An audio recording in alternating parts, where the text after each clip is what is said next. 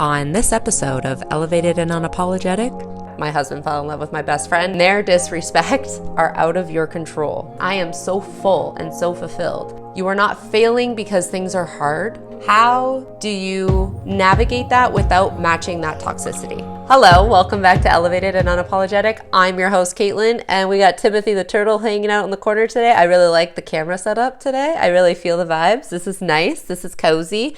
The sun has just disappeared, but I tell you, I've been sitting here just like being a model. Legit, I was feeling myself. So I'm feeling good. I hope that you're feeling good. Today's a little bit of a heavier topic. We're going to talk about being a single parent. Now, if you're going through divorce and you're embarking on this journey of single parenting, this will definitely probably resonate with you. Definitely, probably. I just contradicted myself, but that's okay. And if you've been on this journey of being a single parent, you'll probably pick up on some things or resonate or be able to be like, oh, I didn't look at it this way. Whatever it is, grab a cup of coffee, enjoy the show. Let's dig in. You know, over the last 6 years, a lot of people have asked me what it's like being a single parent and co-parenting with someone who has betrayed you in the way that I was betrayed. For those of you who don't know, quick recap, my husband fell in love with my best friend, now ex-husband, ex-best friend. They fell in love, had an affair. They're now married and have a baby, and they're doing their thing over there. And I'm hyper aware of the betrayal and the hurt and the pain. However, I have been able to separate that when it comes to being a co-parent. I have separated that when it comes to how I show up and am present in my kids' lives. Now, on the personal side of this, I know that I have done as much work as I possibly can to forgive and move forward with my life.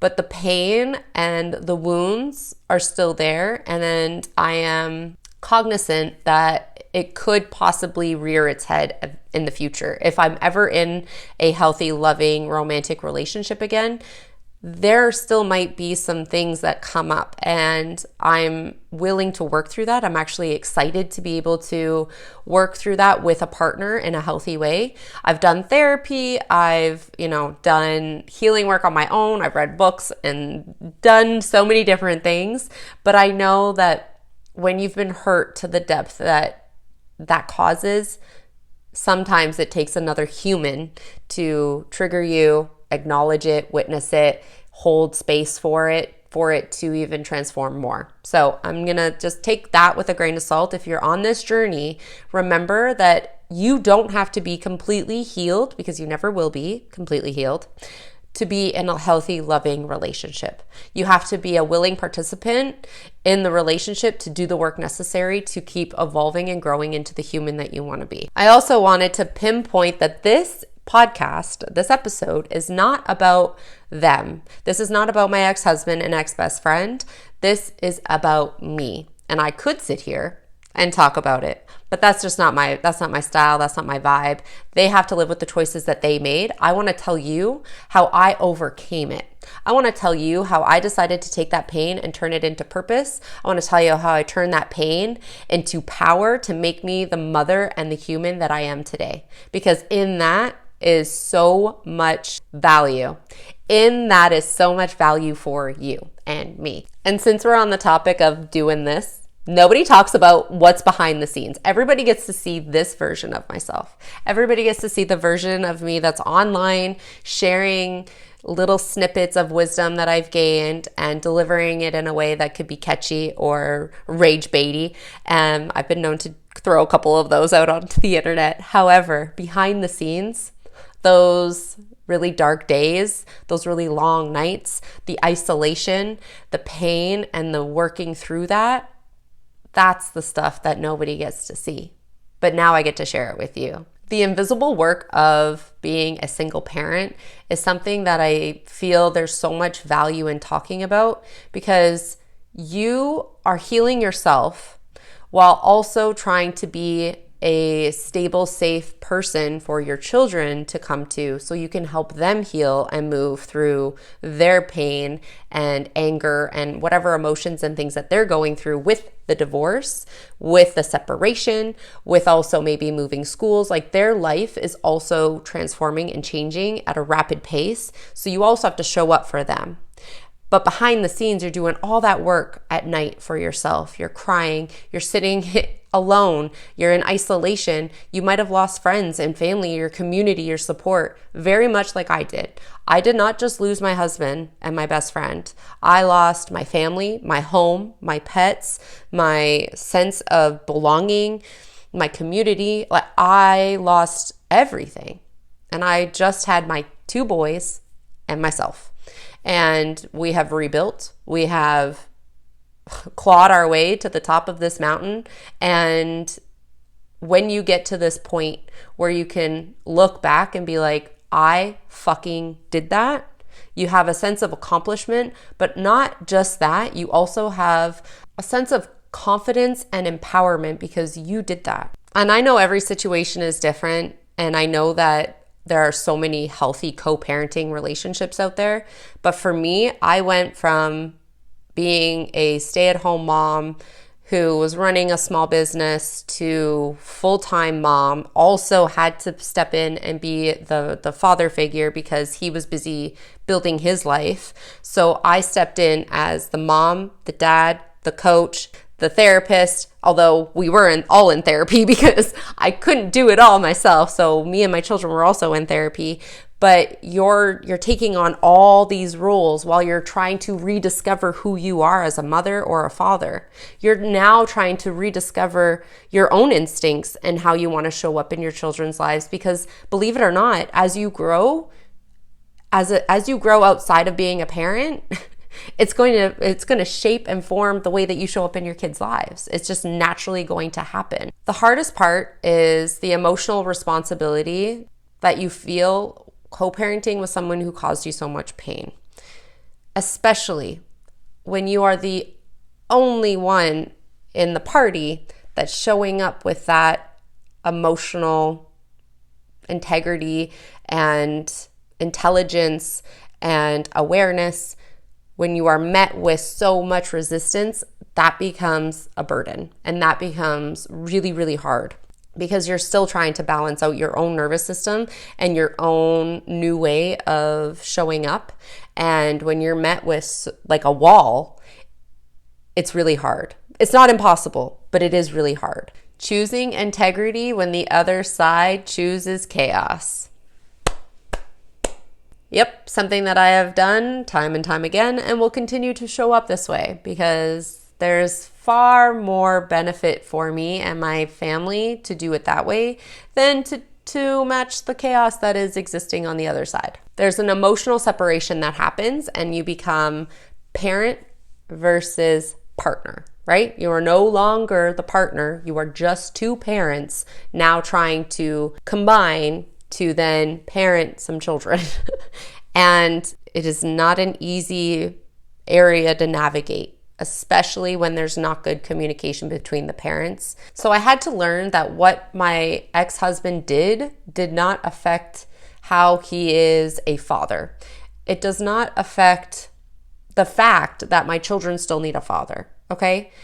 Him showing up for my children is completely separate from him treating me the way he did. And I separated that in my own brain. But unfortunately, he was showing me that he was incapable of showing up for our children. So I had to then step up and take that role as being the mother and the father while he was going through transition in his own life. And he was making choices that were negatively impacting our children. And I picked up the slack while I was still healing. And that's not an easy thing to do. And that's not something that you can even have a conversation about with someone who is unaware of the impact that they're making due to the choices that they're making. I had to set some really hard boundaries with this person, saying we would only communicate when it had to do or pertain directly with the children. We would only communicate with lawyers present, and we had to follow our divorce separation agreement to the T. I was not going to waver. I was not going to have open communication and dialogue about it back and forth. I wanted it to be set, done, and out of like out of the way. And that way it was very clear, and it was kind of in this little box that I could open the lid when I needed to and shut it. There was none of this leaking and seeping into my everyday life because I needed to be able to put it away so I could focus on my children and myself, so we could start the transition into our new book that we were writing. A really, really important shift that I was so proud about making was going from responding to him, not reacting to him. I used to be so reactive. I used to react to this person, and then I realized that I would just respond, and I would stay on topic. Anytime there was this undertow of trying to pull me into a conflict, I would just flip it and be like, we are talking about X, Y, and Z. And I would just consistently bring it back, making that conversation extremely hard for us to navigate because we've never been there before. But when you're working with someone that you've been with, we were together for 12 years, when you are trying to co-parent with someone that you have been in relationship with for so long, those old patterns, cycles, and behaviors are going to come back. That's normal, that's natural. It's up to you or your partner, hopefully both of you, to recognize that and to stop the cycle. So then you can start creating something new, because this is something new. You can't go back to the way things were because it didn't work. So here we are. And I was really aware of this. I was really aware and so proud of myself for seeing it, for seeing what was going on, face value, and then redirecting and changing that narrative, changing that cycle. But let's be real, there are so many things that you're going to be unable to control. Their opinions, their narratives, and their disrespect are out of your control. You can't control any of that. So how do you navigate it? When the opposing side is talking negatively about you, when they are disrespecting you to your children or in front of your children, how do you navigate that without matching that toxicity? My experience has been not very positive. I've been painted in a very negative light on the flip side of this coin. And I'm aware and I get it. I don't understand why. It's actually not my responsibility to understand why. I don't lay awake at night wanting to understand why these people don't like me. I don't lose sleep over it. I really don't care that they don't like me. Does not bother me. However, in the beginning stages of it, it really did, because I didn't do anything wrong. And they were talking poorly about me to my children, in front of my children, having conversation. And there was like a gang of people that were all sitting around bashing my children's parent, right? And I just felt like completely out of control and completely helpless. So what do you do about that? Well, you hold space. And I started just creating a safe space when my children would come home for us to talk. That's it. There was no judgment. There was no lashing out. There was me not matching that energy that they received all weekend. It was simply me just being here for them and listening and not reacting. So I would hear these things, and yes, it hurt, but I never reacted. Yes, it would irritate me and drive me insane. I never reacted. I would ask questions like, how did that make you feel? And did you say anything? Was there a reaction that you had then? What happened after that? I would ask questions, but I would never react. And on the other side of that, I never talk badly about their parents. Like on the other side, I never talk poorly about them. I never put them down. I would say things like, well, they've made their decisions. Maybe those decisions aren't, healthy for you, but these are decisions that they've made and you can't control that. But what can we do? What can we do over here to support you? What can we do here to make sure that you are prepared for what's going to be happening? Those types of conversations where it's not bashing and putting people down, but uplifting and empowering the people or the victims that are in that circumstance. And that's kind of what I was doing naturally. Consciously. I never, ever, ever wanted to weaponize my children. I never, ever, ever wanted my children to be put in the middle and put in a circumstance where it was uncomfy for them. However, I can't be the only one who doesn't want that, right? So unfortunately, sometimes my children were put in the middle. And if you find that it is happening within your own co-parenting dynamic, it's important for you to recognize it and to kind of pull back and go into protection. I call it out as I see it, and I say that that's not appropriate. You want to speak to me, you speak directly to me. Our children are not pawns. They do not need to be in the middle. This is adult conversation, and children should not be present. And I reiterate that over and over and over and over, and I stand my ground. And eventually it'll seep in. And if not, you just keep repeating yourself. You need to be the voice for your children. And I am not ashamed or afraid to use my voice when I see something that is not right.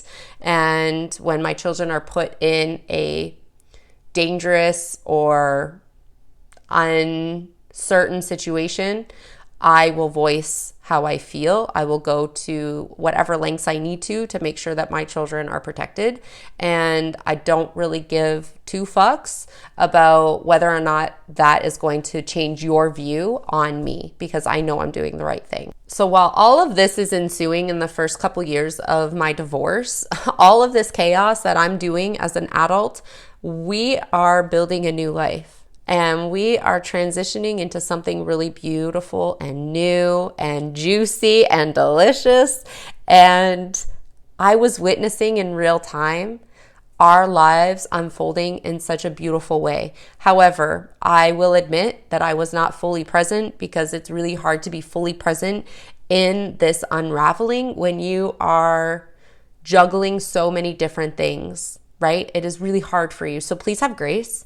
Please recognize that you're human and you're transforming and you're doing a lot. You are doing so much, and you deserve to have that time and space to be able to breathe. So if you don't do it perfectly, it's okay. Give yourself that grace. Give yourself some space to just, you're doing the best that you can. Intentionally building the new family. Intentionally, mindfully curating this new family that I am so grateful for. Intentionally showing up, consciously putting effort in, and that time spent, though the days are long, the years are short and so impactful.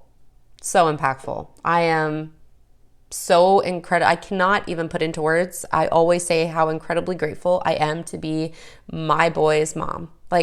I am just so lucky that I really put in the work and I really carved out these places and spaces for our relationships to grow. Individually, together, collectively, I'm so grateful for it, because it was not just about us living together in a close-knit small home and having to navigate that from moving from a big old house. It was the emotional safety. It was building that foundation and then allowing it to really be built. The emotional safety that my children feel in my home and in my presence is something that you can't buy at a store. You cannot read it in a book. You have to put it into practice. You have to build it brick by brick. And it is hard because you have to show up every single time. And I'm not perfect. Okay. I definitely had my mishaps and I definitely took a couple of those bricks down. But I think the humility, the accountability, and the ability to be able to say I'm sorry and to want to grow that has really solidified the trust that my children have in me as a parent. And I am their rock. No matter what happens, I got you. I don't care where you are, what time of day it is. I don't care what you're going through. I have you and I have your back. Having the freedom in the singlehood and being alone when my children are not present in my house has really given me the freedom to explore my own interests. I really have never known myself the way that I know myself now. I have hobbies and interests, and I love being outside and exploring the world and exploring nature, and I enjoy moving my body and cooking. And I mean, I've always enjoyed these things, but I truly refill my cup and my soul when I do these things for myself. And I smile when I feel Like I'm fully living for myself, not living for others. While I love living and doing and being of service to other people, my cup overflows. So it's not me draining myself in order to do those things. It's me overflowing to the world, to my children, to my relationships, to everything, because I am so full and so fulfilled. But that also took a lot of time. I had no idea that I really enjoyed nature, like to the extent that I do. I didn't know I could go out into nature for days on end without cell service. No, that sounded like torture before. That silence is deafening. Let me say that again. The silence is deafening. When you are not regulated, when your nervous system is not regulated, the silence can be killer, baby. Absolutely killer. But then when you finally find that peace and that ease, and you're just sitting outside, watching the water or watching the birds or listening to the leaves in the trees, oh my gosh, I can't even. It is so good. And I really want to encourage you to go out, be alone, and find what you love to do. Do all the things. Try everything. I literally have tried so many new things in the last 6 years. Things that I thought I would never do. And I found what I like, what I don't like.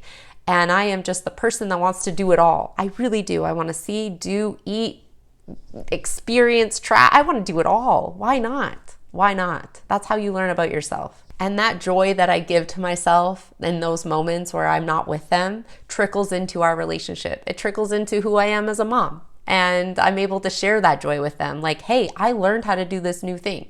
Do you want to learn? Do you want to see what it's like?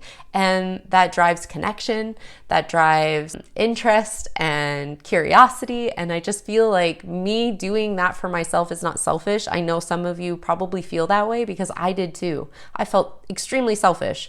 It is self-preservation. It is you taking the initiative to learn about yourself to then enrich other people's lives in turn, naturally, because you're going to be really excited about the thing that you just learned about. And you know me, I never sit here and pretend like things are just hunky-dory and easy. I always tell you that things are hard, and I understand the struggle and how hard it can be to get to where I am today. I know, and I'm not going to sugarcoat anything for you. So in that, let me share with you the moments that things really started to change for me. When I realized that I was never going to get an apology from these people. When I realized that these people don't see anything they did wrong. To this day, they don't see that they did anything wrong. I had to really do some inner work on myself because I thought one day I'm going to get that apology. One day, this man is going to come to me and tell me all the things I want to hear. And that day will never come. And I'm okay with it now. And I've accepted this and I understand why for myself. And this is something that I've been trying to talk about over the years, is that you might think that you need this apology or this last conversation with this person, but you don't. The closure comes from within. Closing the chapter, closing the book comes from here, not there. How did I get there? How do you get to that point of like, you're never going to get it and accept it? Because it's not about them. It's about me and me carrying that hope and me carrying that weight with me. It just hurt. It was like a thorn in my side every single time they would just glare at me or talk negatively about me or whatever the situation may be. It just kept hurting. And I was like, you know what? I accept it. I accept that I will be the villain in the story and I'm okay with it. All of a sudden, that all dropped, the thorn is gone, and I can continue moving forward with my life. And it took a long time. I want to say within the last 3 years, this has been where I've been. So it took me 3 years to get there. And I'm fully arrived. I'm good. I really am. I'm great, actually. And that acceptance was because I didn't want to carry it anymore. I didn't want to carry that hope and that pain with me anymore. I just didn't want to do it. And I really hope that you yourself can do that work. If you find yourself in a situation where you need, some guidance and some help, coaching calls are available. I mention that all the time. You don't have to do this alone. I've done this work so many times with other people that I would love and be honored to be able to coach you through your transition and watch you blossom and bloom and get to where you want to go. It is such a gift and a privilege to be able to do that with clients. So I have this memory about, there's no segue into this right now. If this memory literally just came to my mind, I have this memory. We had not moved out of our matrimonial home yet, but I took my kids on a bike ride and it was really far. It was like 14 kilometers to the ice cream store because we did not live close to like town.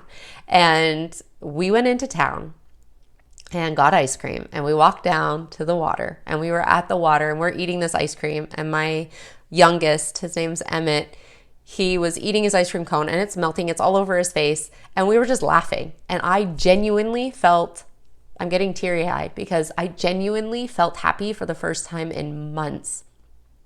And I looked at these two little humans that were completely reliant on me. I felt in my heart like, we're going to be okay. God damn it, we're going to be okay. We're going to be more than okay.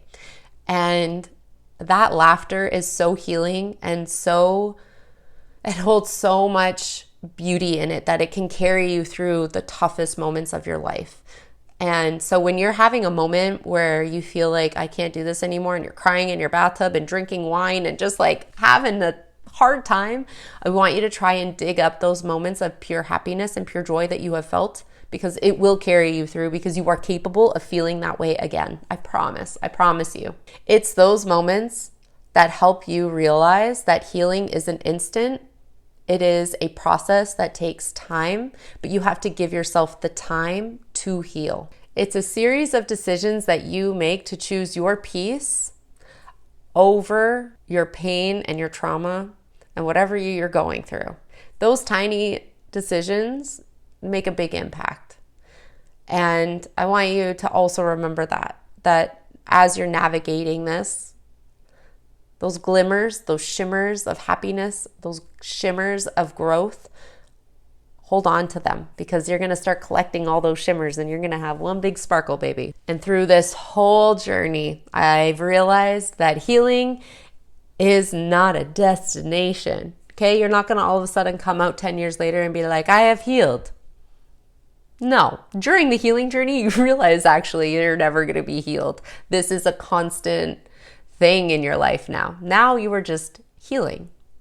Or you're just on the ride, baby. Like, I always use this term of like healed or healing, and I think I really want to pivot towards something different, because I have done a lot of work and now I'm just enjoying the ride as this version of myself. So I feel like my language is going to start to shift, because it's not necessarily, I don't have wounds that are like gashing and like spewing blood everywhere or anything. It's just like, I'm enjoying the ride, and there are bumps and things are going to break down and you're going to have maintenance, and like, it is what it is. It's fun. And so your journey, your healing journey, what you're going through right now, there's no destination. You're just on it now. This is just you becoming who you were always meant to be and evolving. There definitely are habits that you can incorporate into your life that will become the new normal. And some of the things that I have found for myself are getting up super early. I get up around 4:30 in the morning, because those mornings are sacred to me. I've realized that I need that pocket of time to read, have my coffee, catch up on email. I move my body, I work out or I run. I really enjoy the slow pace of life. I'm starting to really enjoy that. So I carve out the time that I can without taking away from my children. It's a sacrifice I've definitely made, but those moments, priceless to me. I also really love watching the sun come up. So having a ritual in the morning is a habit that I incorporated and I have continued for years. Letting myself rest. Rest is productive. Rest is productivity. Rest is necessary. You are not lazy when you sit down and read a book. You are not lazy when you sit down to relax and watch a movie or enjoy some quiet time by yourself. That is not laziness. I know society has painted this picture that you need to be busy, go, go, go, go all the time. That leads to burnout. Been there, done that. Don't want to go back. So me incorporating some stillness, some slowness, some sloth mode mom is necessary. And I think it's also really important to model that for my children. Like, pause. Bro, you don't need to be hustle bustle all the time. It's okay to just chillax. Take a nap. Lay in the grass. It's okay. So since many of you who are listening are probably in the thick of it, this is something that I want you to know. You are not failing because things are hard. You can be in pain. You can be hurt. And that doesn't mean that you're not an incredible parent. Your kids do not need perfection. They need your presence. They need you to be there, flawed and all. Owning the flaws and still showing up is better than not. What happened to you or in the situation wasn't your fault. Maybe you played a role, but the whole situation was not your fault. Your healing, however, is your responsibility. Healing will never erase the past. That's not what we're doing, but it will help you paint a more beautiful picture for your future. This is not where your story ends. The pain that someone has caused does not mean that your story has ended. It's actually a beautiful opportunity for a new beginning. And if my story didn't end, neither will yours. Okay, well, thank you so much for listening today and tuning in. I hope that this resonated with you. If it did, make sure that you share, like, comment, do all the things so this podcast can be heard by many more people. Also, make sure that you subscribe to all the things. Go stalk me, because that's what we like to do here. We want to stalk. We want to be in touch. And if you are looking for guidance and you are thinking, yeah, coaching might be for me, go fill out the application. We'll get on a one-on-one call and we'll see if we're a good fit. I think that it's really important for you to find someone who's in alignment with you, not just like buying a coaching call with someone that you don't necessarily know if you are a good fit for. Also, I don't want to work with people that I'm not in alignment with. So it's a two-way street. We got to mesh. We got to vibe. And final message I want to leave you with today is you are not broken. You are rebuilding. And that is such a powerful place to be. I love you so much, and I'll see you next time. Bye.